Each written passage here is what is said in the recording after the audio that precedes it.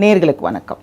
நிறைய தம்பதியினருக்கு இருக்கக்கூடிய சந்தேகம் என்ன அப்படின்னு பார்த்தோம்னா, சோதனை குழாய் சிகிச்சைக்கு எவ்வளோ செலவினங்கள் ஆகும், ஏன் சில மையங்களில் சோதனை குழாய் சிகிச்சை மேற்கொள்ளும் பொழுது ஆரம்பத்தில் ஒரு விலை சொல்லப்படுது, முடியும் போது இன்னொரு விலை ஆகுது அப்படின்றதுல நிறைய குழப்ப நிலை இருக்குது. அதுக்கு சில தெளிவுரைகள் இன்றைக்கி நான் சொல்ல இருக்கிறேன்.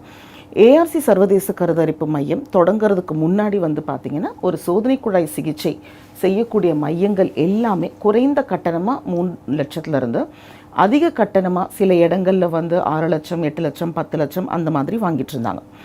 ஏஆர்சி வந்த பிறகு என்ன ஆச்சுது அப்படின்னு பார்த்தீங்கன்னா, நாங்கள் பல இடங்களில் பல கிளைகள் நிறைய தம்பதியினருக்கு சிகிச்சை கொடுத்ததன் பேரில் இருக்கக்கூடிய மருந்துகள் கொடுக்கக்கூடிய நிறைய ஃபார்மசூட்டிக்கல் கம்பெனிக்கு, மீடியாஸ் கம்பெனிக்கு எல்லாருக்கிட்டையுமே நாங்கள் பேசி எங்களுக்கு வரக்கூடிய அந்த விலையை குறைச்சி ரொம்ப மலிவான விலையில் ஒரு சராசரி தம்பதியினராக இருந்தால் கூட ஒரு 99,000 ரூபாய் இருந்தால் அவங்களால சோதனை குழாய் சிகிச்சை மேற்கொள்ளப்படணும் அப்படின்ற ஒரு நிலையை நாங்கள் உருவாக்கணும். ஸோ இப்போது ஒரு தம்பதியினருக்கு நம்ம சோதனை குழாய் சிகிச்சை 99,000 ரூபாய்ன்னு நம்ம ஆரம்பிக்கும் போது அந்த விலைக்குள்ளார நமக்கு முடியாமல் போகிறதுக்கு என்ன காரணம் அப்படின்னு பார்த்தீங்கன்னா, இந்த சோதனை குழாய் சிகிச்சைக்கு நாங்கள் மாதவிடாய் 2வது நாள் ஊசிகள் ஆரம்பிப்போம். ரொம்ப குறைந்த நாட்களில் ஒரு பெண் அதுக்கு ரெடி ஆகுறாங்க அப்படின்னா ஒரு 8 நாள் ஊசியிலே ரெடி ஆகிடுவாங்க. ஸோ அதிகபட்சம் அப்படின்னு சொல்லும்போது 10 நாள் இன்ஜெக்ஷன்ஸில் ரெடி ஆகிடணும். ஸோ இதை கணக்கு வச்சு தான் நம்ம ஒரு 99,000 ரூபாய் அப்படின்னு சொல்லி நம்ம ஒரு பட்ஜெட் கொடுக்குறோம். அதுலேயும் ஏஆர்சியில் நம்ம 10வது நாள் கூட கணக்கு எடுக்கிறதில்ல, 12 நாள் வரைக்கும் ஊசியை கணக்கில் எடுத்து தான் நம்ம ஒரு பேக்கேஜ் அவங்களுக்கு கொடுக்குறோம். ஆனால் ஒரு சிலருக்கு பார்த்திங்கன்னா அவங்களுடைய குரோமோசோமல் இஷ்யூ மரபணுக்கள் காரணங்களால் அவங்களுக்கு நம்ம கொடுக்கக்கூடிய ஊசிகள் செயல்பாடு அந்த அளவுக்கு அவங்க உடலில் போய் சேராது.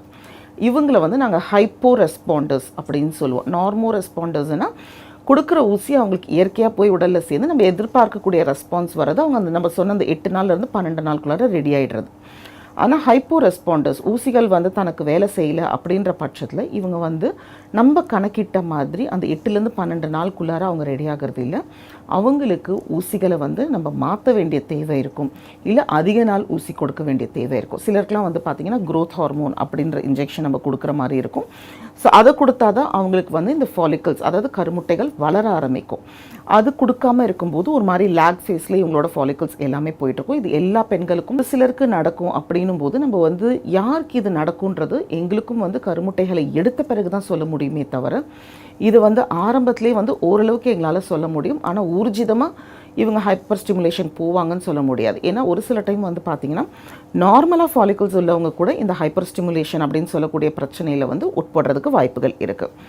கருவை உருவாக்கி வச்சிட்ட பிறகு பார்த்திங்கன்னா சிலருக்கு அந்த கருமுட்டை எடுத்த பிறகு அந்த கர்ப்பப்பையுடைய வளரக்கூடிய இடத்துல எண்டோமெட்ரியமில் பாலிப் அப்படின்னு சொல்லி சில சதைகள் வளரலாம். ஸோ அந்த மாதிரி சதைகள் வளரும்போது அதை நம்ம நீக்கிட்டு தான் கருவை வைக்க முடியும். அந்த சதைகளோடு வச்சோம்னா கரு ஒட்டலாம், ஒட்டாமல் போகலாம். அதுக்கப்புறமேனு பார்த்திங்கன்னா சிலருக்கு கர்ப்பப்பையோட வாய்க்குள்ளார நம்ம அனுப்பக்கூடிய கெத்தீட்டர்ஸ் ஈஸியாக போகாது. அப்போ இவங்களுக்கு கர்ப்பப்பை வாயை விரிசல் பெருசு படுறதுக்கோ இல்லை அதை கட் பண்ணி விரிவாக்கப்படுத்துறதுக்கோ சில ப்ரொசீஜர்ஸ் செய்ய வேண்டிய தேவைகள் இருக்கலாம். சிலருக்கு அவங்களுடைய கருக்குழாயில் நீர் கோத்து கொண்டு இருக்கலாம். ஸோ அதை நம்ம பிளாக் பண்ணுற மாதிரி ஒரு தேவை இருக்கும். ஸோ இந்த மாதிரி பார்த்திங்கன்னா எல்லா தம்பதியினரும் நம்ம ஒரே மாதிரி எடுத்துகிட்டு போனோம் அப்படின்னா நம்மளுக்கு இந்த சோதனை குழாய் சிகிச்சையில் ரிசல்ட்ஸ் வராது. ஒருத்தருக்கு உண்டான பிரச்சனைக்கு தகுந்தாற்போல் நம்ம எடுத்துகிட்டு போகிறதுனால தான் பார்த்திங்கன்னா இந்த மாதிரி பிரச்சனைக்கு உட்படுறாங்க. உதாரணத்துக்கு நம்ம ஒரு 5,000 தம்பதியினர் நம்ம இந்த சோதனை குழாய் சிகிச்சைக்கு எடுத்துகிட்டு போகிறோம்னா அதில் 4,900 பேர் நார்மலாக போயிடுவாங்க. ஒரு 100 பேர் வேறுபட்டு இருக்கலாம். ஏன்னா அவங்களுடைய உடல் வாகு இதில் சம்மந்தப்பட்டு இருக்குது, மரபணுக்கள் சம்மந்தப்பட்டு இருக்குது, அவங்களுடைய ஹார்மோன் சம்மந்தப்பட்டு இருக்குது. அது நம்ம சிகிச்சை மேற்கொள்ளும் போது தான் அவங்களுக்கு என்ன பிரச்சனைன்றதை தெரியப்படுத்த முடியும். ஸோ இதனால தான் பார்த்திங்கன்னா ஏஆர்சியில் நாங்கள் சிகிச்சையை தொடங்கும் போது உங்களுக்கு இந்த 99,000 ரூபாய் பேக்கேஜில் என்னென்ன மேற்கொள்ளப்படும், எத்தனை நாள் ஊசிகள் கொடுக்கப்படும், எந்த அளவுக்கு கருமுட்டைகள் எடுத்து கருவை நாங்கள் உரையப்படுத்த முடியும் அப்படின்றது எல்லாமே நாங்கள் தெளிவாக சொல்லிடுவோம். அதுக்கு மேலே மாறுபட்டு போகிறவங்களுக்கு மட்டும் அதிக கட்டணம் வரும். ஸோ நம்ம வந்து ஒரு உடல் நிலையை வந்து நம்ம வந்து சரிப்படுத்த நினைக்கும் போது பொருளாதாரத்தை முன் வச்சு ஒரு சிகிச்சை பண்ண முடியாது. அவங்களுடைய வைக்கிறதுக்கு தான் ஏஆர்சி வந்து கடுமையாக உழைச்சிட்ருக்குது. ஸோ அந்த வகையில் நமக்கு வரக்கூடிய தம்பதியினரில் ஒரு சிலருக்கு விலைகள் கூடலாம், நான் இல்லைன்னு சொல்லலை. ஆனால் எல்லாருக்குமே அது நடக்கும் அப்படின்றது கிடையாது அப்படின்றதையும் என்னால் ஊர்ஜிதமாக சொல்ல முடியும்.